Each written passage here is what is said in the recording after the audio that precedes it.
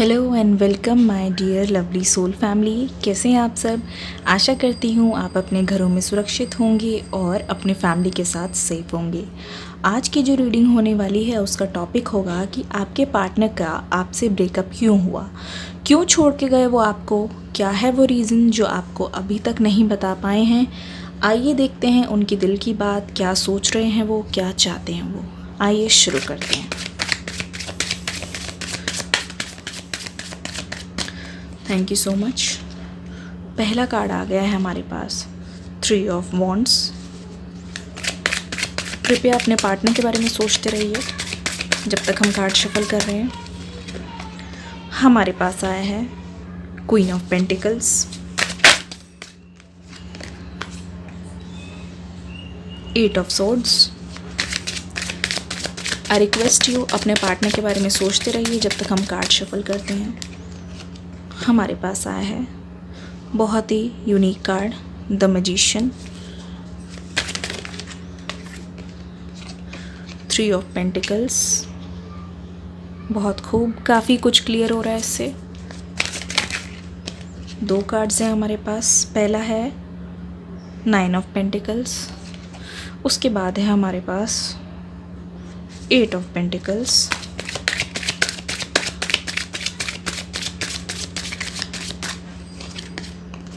Oh my goodness, 3 of swords.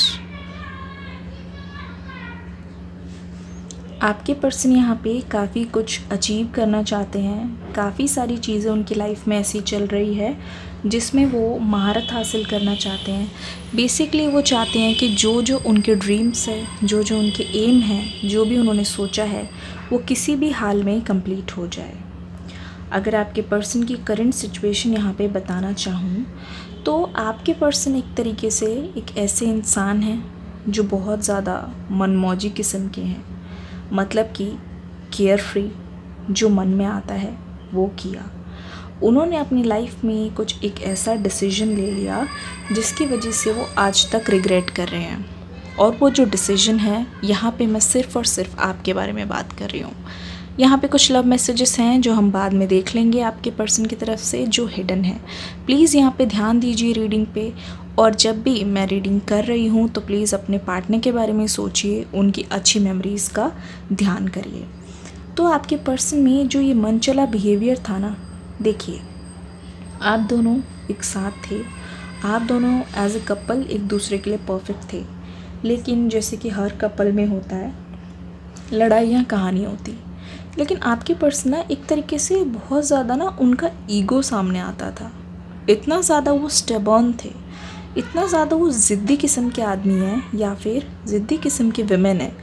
जो भी चीज़ है वो ना हर बात बहुत पर्सनली ले लेते हैं। सपोज़ फॉर एग्ज़ाम्पल मैं बताती हूँ कि आप दोनों के बीच में कुछ लड़ाई हुई और आप चाहते हैं कि बातों को सॉल्व करें या फिर आप चाहते हैं कि चीज़ों को सॉर्ट आउट करें, तो वो क्या करते हैं ना, बात करने के बजाय वो सोचते हैं कि इग्नोर करना ही ठीक है। वो ये सोचते हैं कि क्या ही बात करनी। एक तरीके से मैं आपकी एनर्जी देख पा रही हूँ, बहुत बेगिंग एनर्जी यहाँ पे रही है। पास्ट में ऐसा हुआ है कि हो सकता है कि आप ना कोशिश करते हो। देखिए, जब भी आप किसी से प्यार करते हो तो आप हमेशा चाहेंगे कि जो भी चीज़ें हैं आपस में सॉर्ट आउट हो सके, जो भी चीज़ है आपस में सॉल्व होके रहे, ताकि मैटर आगे की तरफ क्लियर हो। जब आप कोई भी चीज़ या फिर लड़ाई किसी टॉपिक पे हो रही है, अगर आप उसे क्लियर नहीं करते तो होता ये है वो जमा हो के वो एक दिन इतना ज़्यादा कीचड़ टाइप की बन जाती है, इतनी ज़्यादा इकट्ठी हो जाती है एक जगह पे, तो फाइनली ब्लास्ट होता है। ये चीज़ आप बिल्कुल नहीं चाहते। मैंने आपको ये भी देखा है कि आपने इस पर्सन के साथ रिलेशनशिप में रहते हुए काफ़ी ज़्यादा सेक्रीफाइसेस किए हैं, मेंटली, फिज़िकली, इमोशनल लेवल पे तो कुछ ज़्यादा ही। बहुत बार ऐसा हुआ है कि इस पर्सन को लेके आप बहुत ज़्यादा परेशान हैं, इमोशनली ड्रेन्ड हैं, बहुत ज़्यादा तकलीफ़ हो रही है। बस आप इतना चाहते हैं कि ये पर्सन मुझे ऐसे ना समझे कि मैं इस रिश्ते का अच्छा नहीं चाहती या चाहता।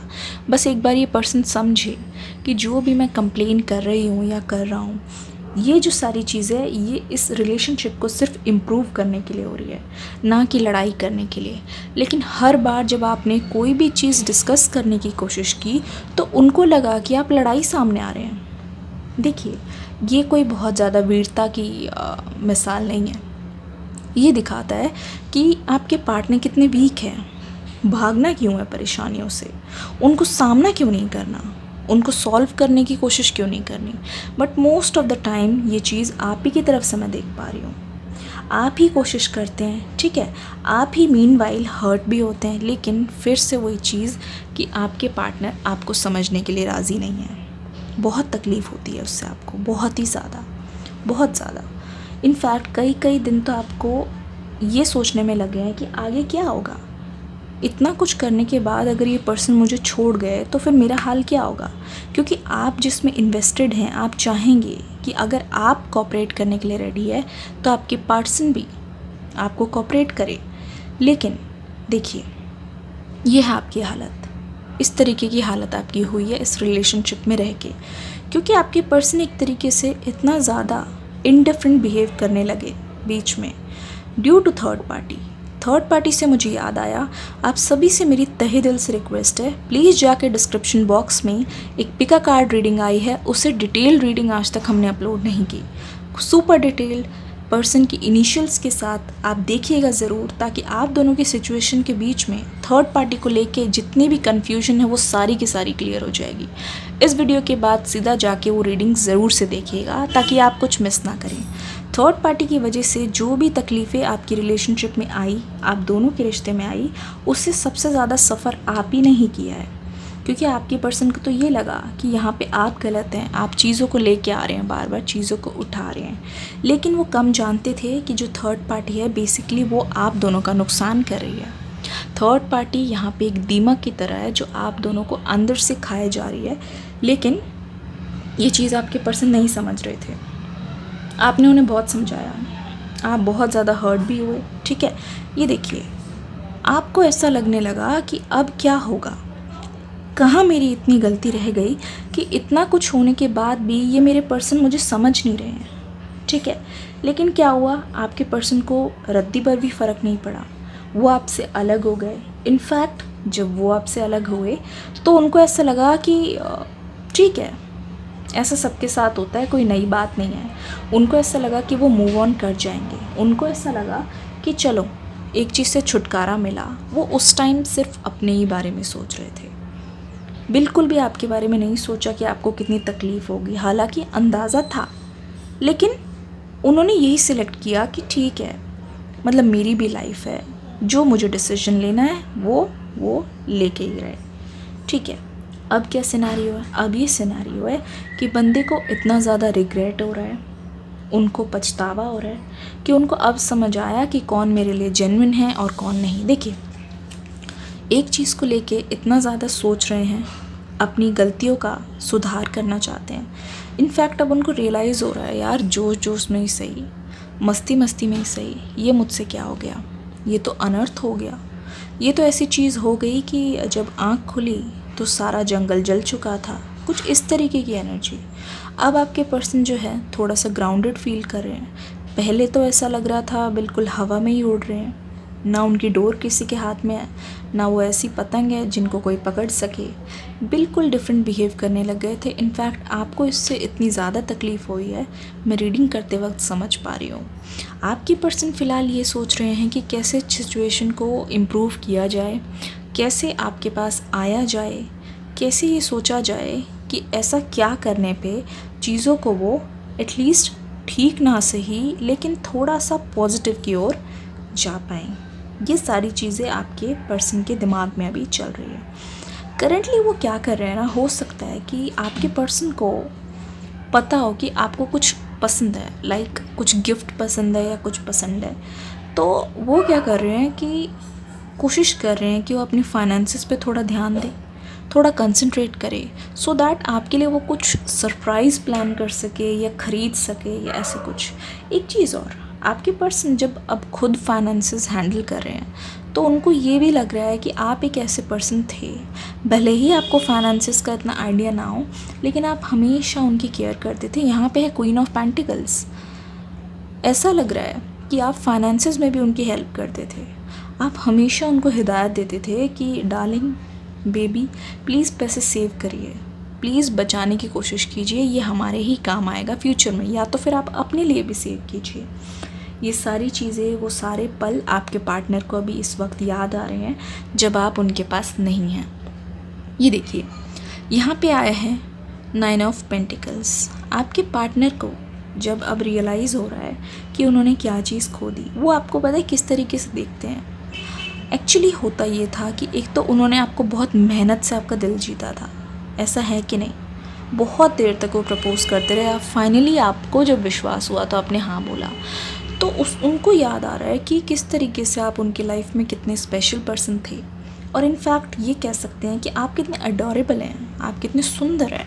आपकी बाहरी सुंदरता की भी बात हो रही है यहाँ पे कि किस तरीके से लोग उन्हें कॉम्प्लीमेंट किया करते थे कि ये तुम्हारी पार्टनर है, ये तुम्हारा पार्टनर है, हमें तो विश्वास नहीं होता, इन्हें तुमने पटाया कैसे। कुछ इस टाइप की फ्रेंडली फ्रेंड्स में बात होती है और इस टाइप की। तो वो टाइम याद करते हैं कि जिस टाइम आप दोनों साथ में जाया करते थे, कैसे उनके दोस्त, आपको देखने वाले, उनको बिलीव नहीं होता था कि आप रियल में दोनों डेट कर रहे हैं। क्योंकि उनके लिए आप पता क्या थे, जैसे कि किसी को ट्रॉफ़ी मिल जाना, कोई फर्स्ट प्राइज़ हाथ में लग जाना, ठीक है।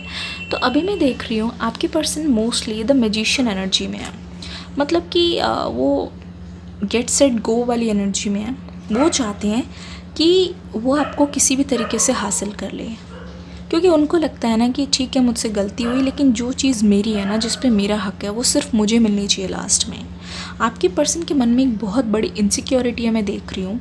उनको ना ये चीज़ अब सताने लगी है कि कहीं ना कोई और ना आ जाए आप दोनों के बीच, कोई आपकी लाइफ में एंट्री ना ले ले, क्योंकि वो तो जानते हैं कि आपको तो कोई भी मिल जाएगा, लेकिन उनका क्या, वो बस इसी बात से डर रहे हैं कि अब उनकी लाइफ में कोई और तीसरा पर्सन आ गया तो क्या होगा। बहुत डरे हुए हैं और इसी मारे वो सोच रहे हैं कि चलो जल्दी जल्दी एक्शन लिया जाए, क्योंकि जिस तरीके से आपने बेग किया ना उनके लव के लिए, उनको लग रहा है कि अब आपको भी बेग करना पड़ेगा, आपके सामने भी माफ़ी मांगनी पड़ेगी, अदरवाइज़ आप तो नहीं आएंगे। चलिए थोड़े से लव मैसेजेस देख लेते हैं आपके पर्सन की तरफ से।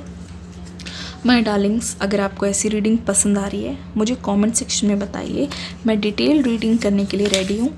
बस आप जाके लिंक में क्लिक कर लीजिएगा नीचे डिस्क्रिप्शन बॉक्स में।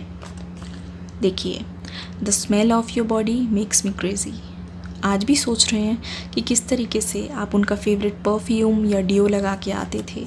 आपका फ्रेशनेस, आपकी बॉडी की जो एक महक होती है वही उनको दीवाना बनाती है। Holding your hands for ever, याद आ रहा है कि कैसे आप उनके हाथों को पकड़ते थे, दोनों का साथ ऐसा लगता था कि फॉर एवर है। You are the reason behind my smile, मुस्कुराने की वजह तुम हो, गुनगुनाने की वजह तुम हो। अमेजिंग। प्लीज़ इस वीडियो को लाइक करके ज़रूर जाइएगा। Want to spend my life holding you in my arms.